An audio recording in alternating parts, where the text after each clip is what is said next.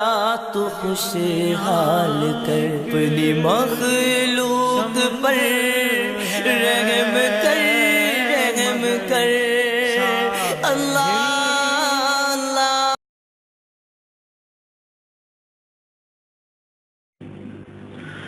کیا آپ قرآن پکڑ کر کہہ سکتے ہیں کہ آپ نے ساری زندگی رفع دین کیتا ہے؟ میں پکڑ کے بھی کہہ سکنا، سر تے رکھ کے بھی کہہ سکنا، بیت اللہ وڑ کے خلاف کعبہ پکڑ کے بھی کہہ سکنا کہ من اس ذات دی قسم ہے جس نے من پیدا کیتا ہے۔ میں قرآن سے ہاتھ رکھ کے کہہ سکنا کہ میرے مصطفیٰ نے ایک رکعت کی رفع الیدین تو بغیر ساری زندگی نہیں پڑھی۔ میرے ہاتھ میں قرآن پاک ہے، مجھے قسم ہے رب کعبہ کی پیغمبر نے ایک رکعت کی رفع الیدین کے بغیر ساری زندگی نہیں پڑھی نماز۔ تو جڑا ہن نہ کرے قیامت والے دن ہاتھ میرا تے گربان اس دا، تے جے میں جھوٹی بات کہی ہوئے تے قیامت والے دن ہاتھ تو اڈا تے گربان میرا۔ بسم اللہ الرحمن الرحیم۔ السلام علیکم دوستو، آپ نے دیکھا اور سنا تو کیا امام مالک رحمۃ اللہ علیہ کا نعوذ باللہ آپ گریبان پکڑیں گے جو رفع دین نہیں کرتے؟ المدونۃ الکبریٰ میں امام مالک سے پوچھا گیا تو آپ نے فرمایا مجھے معلوم ہی نہیں کہ رفع دین بھی کوئی چیز ہے۔ حالانکہ امام مالک رحمۃ اللہ علیہ ساری زندگی انہوں نے مدینے میں گزاری ہے، آپ صلی اللہ تعالیٰ علیہ وآلہ وسلم کے شہر میں، کہتے مجھے معلوم ہی نہیں کہ رفع دین بھی کوئی چیز ہے، تو کیا آپ ان کا گریبان پکڑیں گے؟ علم کے دو ہی شہر ہیں، مدینہ اور کوفہ۔ مدینہ میں آپ صلی اللہ تعالیٰ علیہ وآلہ وسلم اور کوفے میں حضرت علی رضی اللہ تعالیٰ عنہ، اور تیسرا شہر مکہ جہاں صحابہ کرام علیہ رضوان آتے جاتے تھے۔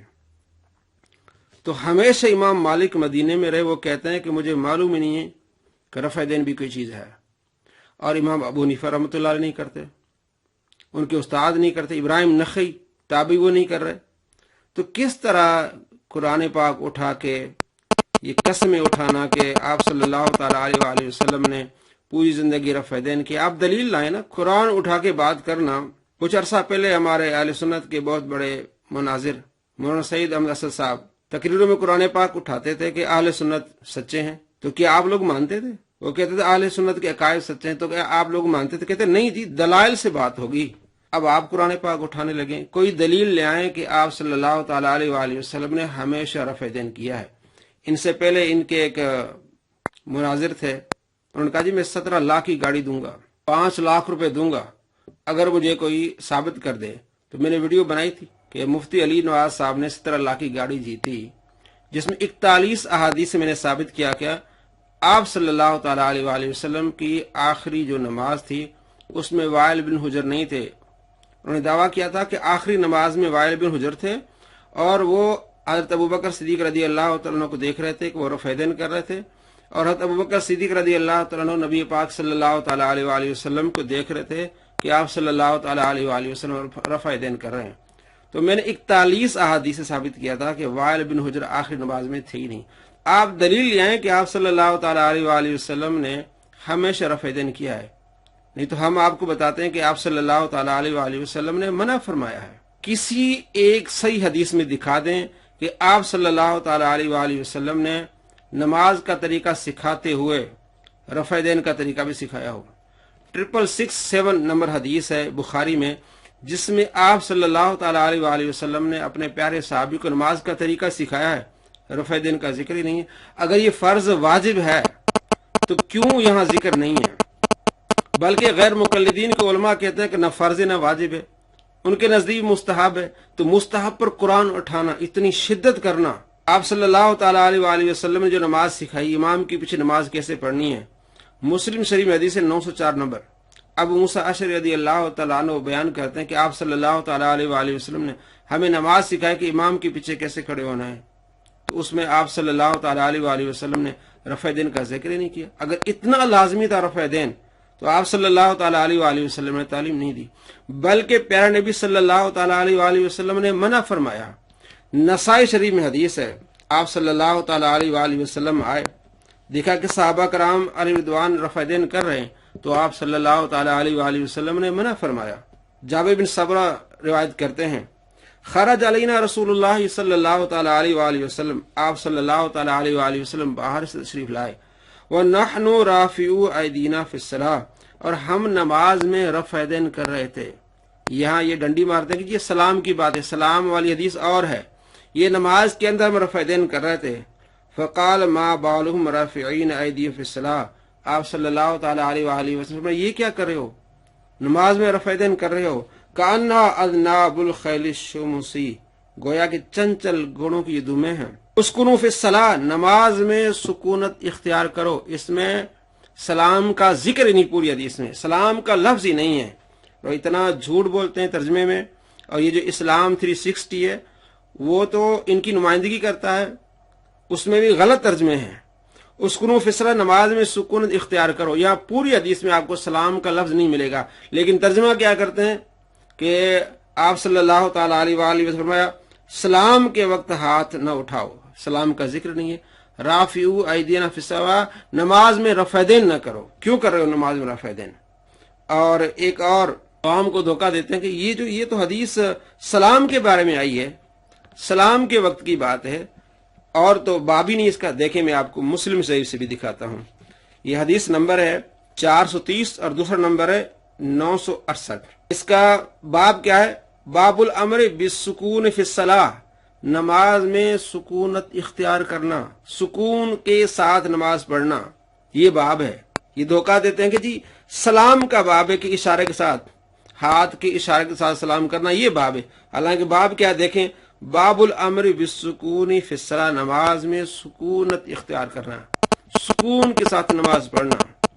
आप सल्लल्लाहु तआला अलैहि वसल्लम ने फरमाया उसकुनू फिस्सलाह, मुस्लिम शरीफ 968 और 430।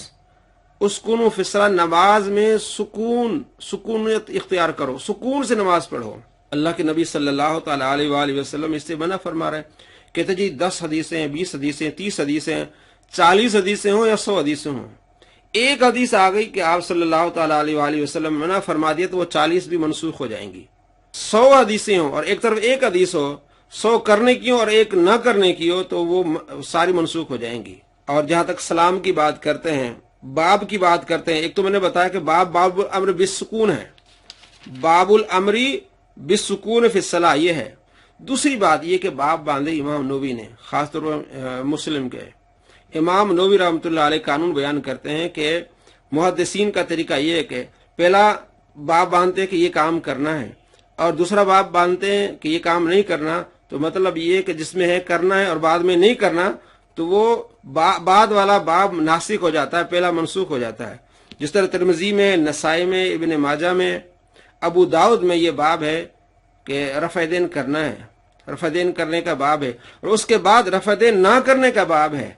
तो इमाम नबवी रहमतुल्लाह अलैह फरमाते हैं दूसरा बाब पहले बाब के लिए नासिख हो जाएगा, यानी कि रफ़ैदैन करना मनसूख हो जाएगा इस कानून के लिहाज से, इमाम नबवी रहमतुल्लाह अलैह के कानून के लिहाज से। जिस तरह ये तिरमिज़ी शरीफ में हदीस है 255, बाबु रफ़ल यदैन इंद रुकू, और आगे क्या आता है, बाबू माजा अन्न नबी लम यरफा इल्ला फी अव्वल मरा, पहले में करने का है, बाद में नहीं करने का।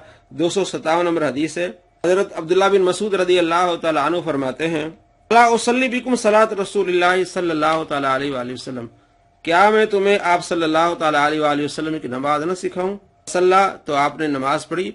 फलम यरफा यदैहि इल्ला फी अव्वल मरा, आपने रफ़ैदैन नहीं किया सिर्फ शुरू में, तकबीर तहरीमा के वक्त। और इमाम तिरमिज़ी फरमाते हैं हदीस इब्न मसूद हदीसुन हसनुन, ये जो अब्दुल्ला बिन मसूद से ये हदीस है, हसन हदीस है, और इनके ही शेख अलबानी कहते हैं हुक्मुल हदीस सहीहुन, सही हदीस है। और इमाम तिरमिज़ी फरमाते हैं वही यकूल गैर वाहिद मिन अहल इल्म, बहुत सारे अहले इल्म यही कहते हैं, आप सल्लल्लाहु तआला अलैहि वसल्लम के सहाबा में से अहले इल्म, ताबईन, सुफियान सोरी और अहले कुफा कहते हैं कि रफ़ैदैन सिर्फ पहली मरतबा, बाद में नहीं है। साहबा ये कहते हैं। तो ये कुरान उठा लिया, सर पे कुरान उठा लिया जी कि आप सल्लल्लाहु तआला अलैहि वसल्लम ने हमेशा रफ़ैदैन किया है, दलील ले आए। कुरान सर पर उठाना ये झूठे की अलामत है। मिर्जा जेलमी ने इतने झूठ बोले, अगर वो कुरान सर पर उठाए क्या आप मान लेंगे? दर्जनों झूठ बोले उसने, सहाबा कराम रिदवान पर झूठ बोले, एक हदीस पर 7 झूठ बोले उसने। मेरी वीडियो से आप देख लें, 5 झूठ, 15, 20, 25, 35, 45, 50, 65, 70 तक हमने उसको झूठ जो है वो उसके पकड़े हैं। तो वो कुरान उठा के गए कि मैं सच्चा हूं, तो क्या आप मान लेंगे? एक वीडियो में कहता है कि आप सल्लल्लाहु ताला अलैहि वसल्लम के सहाबा जो है वो मुज्तहिद थे, और उसी का दूसरी वीडियो में कहता है कि नहीं जी, जो हजरत अली रजी अल्लाह तआला के साथ लड़ते हैं तो वो तो जत्था बना के आते हैं, उन्हें अजर थोड़ी मिलेगा। तो अपने आप को झूठा करता है, वो झूठा आदमी कुरान भी उठा ले तो क्या आप मान लेंगे? तो इसी तरह रफ़े देन पर आपने कुरान उठा रहे हैं, पहले आप दलील ले आए कि आप सल्लल्लाहु ताला अलैहि वसल्लम ने हमेशा रफ़े देन किया हो, और नहीं तो हम आपको बताएंगे कि आप सल्लल्लाहु ताला अलैहि वसल्लम ने मना फरमाया है। ये जो आप कहते हैं इतनी हदीसें करने की हैं, आप 200 हदीसें ले आए करने की, एक ही हदीस काफी है जिसमें आप सल्लल्लाहु ताला अलैहि वसल्लम ने मना फरमा दिया। बल्कि हम आपको मुस्लिम से दिखा रहे हैं कि आपने मना फरमाया है, नसाई से दिखा रहे हैं आप सल्लल्लाहु ताला अलैहि वसल्लम ने मना फरमाया है। तो आप दलील ले आए, दलील से बात करें कि हमेशा आप सल्लल्लाहु ताला अलैहि वसल्लम ने रफ़े देन किया है। हम कहते हैं कि आप सल्लल्लाहु अलैहि वसल्लम ने किया और खुद आपने मना फरमा दिया, सख्ती से मना फरमा दिया कि कुछ लोग, इसलिए आपने सख्ती फरमाई। आप नूर नबूवत से देख रहे थे कि कुछ लोगों ने इसी बात को, रफ़े देन को इतना बड़ा मसला बना देना है, जैसे अभी कुरान उठा रहे हैं इसी बात पर। तो आप सल्लल्लाहु ताला अलैहि वसल्लम ने सख्ती से मना फरमा दिया। दोस्तों, आपको मालूम होगा कि इस तरह झूठे कुरान उठाए जाते हैं। अल्लाह ताला ऐसे लोगों के शर से महफूज रखे। अस्सलामु अलैकुम व रहमतुल्लाहि व बरकातुहू।